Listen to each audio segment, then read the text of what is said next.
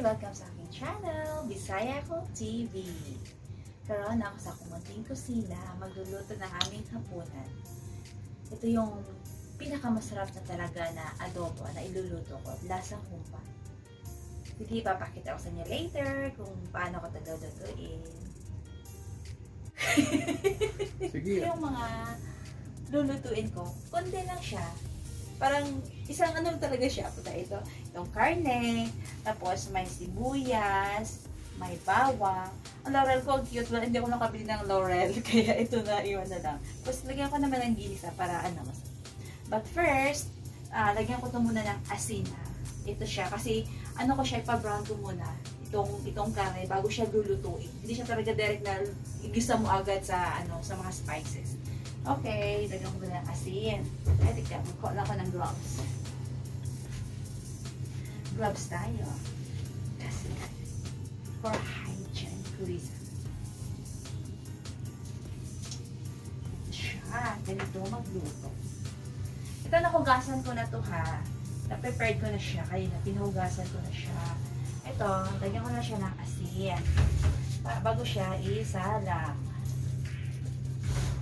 Para siya, ano talaga siya, manusot yung ano niya, yung lasa. Ito yung sekreto para masarap yung adobo nyo.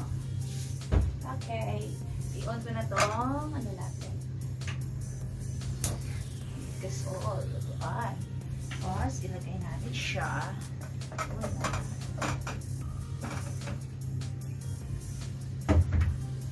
Hanggat sa mag-brown yan siya mamaya.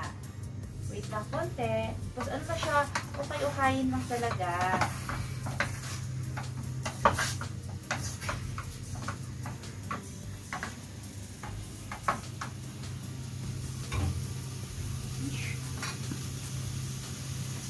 Maya-maya konti. At it takes time by the way. Siguro mga 30 minutes bago talaga siya mag-totally brown. Tapos, papakita ko sa inyo mamaya ha, kung paano ko siya lulutuin after nito, mag-brownish na talaga to. Oh.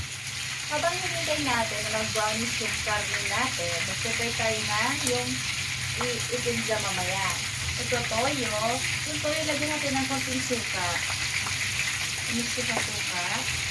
Tapos, sugar. Mix ko siya. Ilan sila sugar. Kayo lang mismo magtansya kung gaano kadami. Kasi depende kung gaano kadami yung niluluto nyo eh. Yan siya. Para pampalasa to. Pampalasa to siya. Tapos, paminta. Mamaya, pwede natin gawin paminta or after siya. Yan.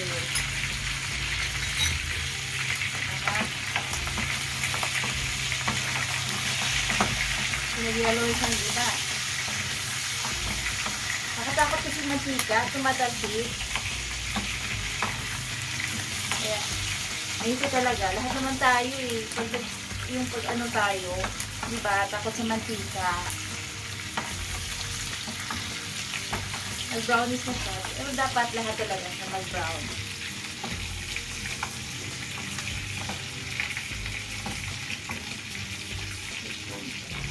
Natutunawin ko lang yung sugar. Tapos mamaya, pag isa, ito na yung parang sauce niya. Hindi na kailangan ng mga oyster sauce, no need na nun.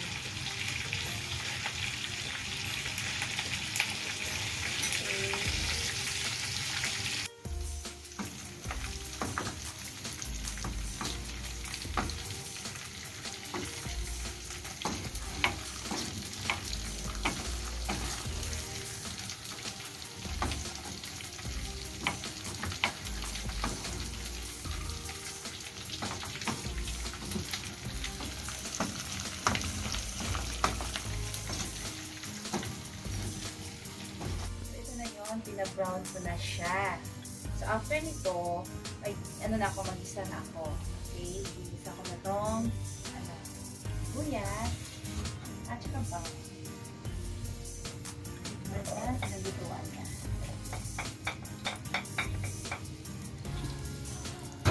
Pwede lang naman siya eh. Iwan ko lang sa hata. Mamaya sa sabaw niya.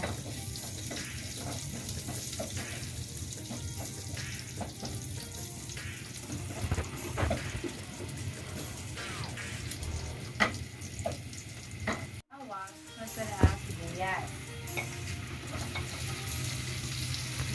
Lagyan ko na itong kunting flour siya.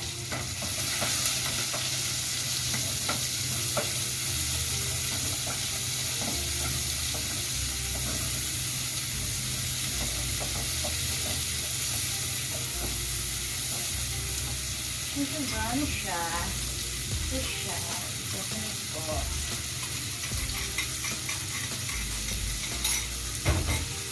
Tapos, ito siya.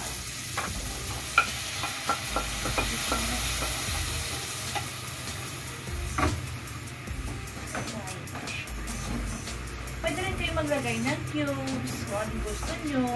Eh ako, okay lang naman kasi may ginisa naman ako. At saka, depende na yun sa pagtimpla nyo.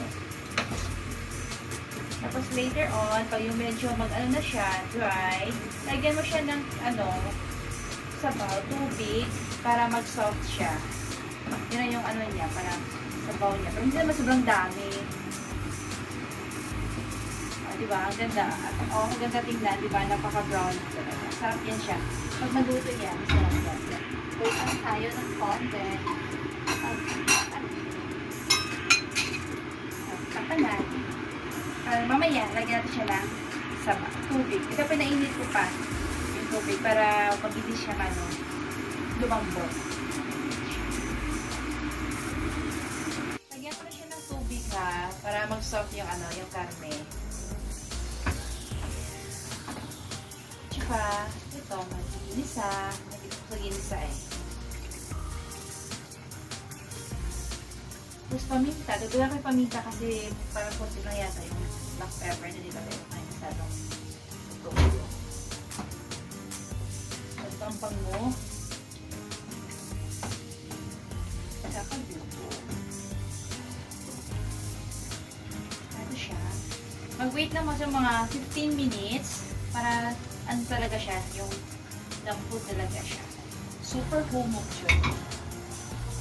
Super humog.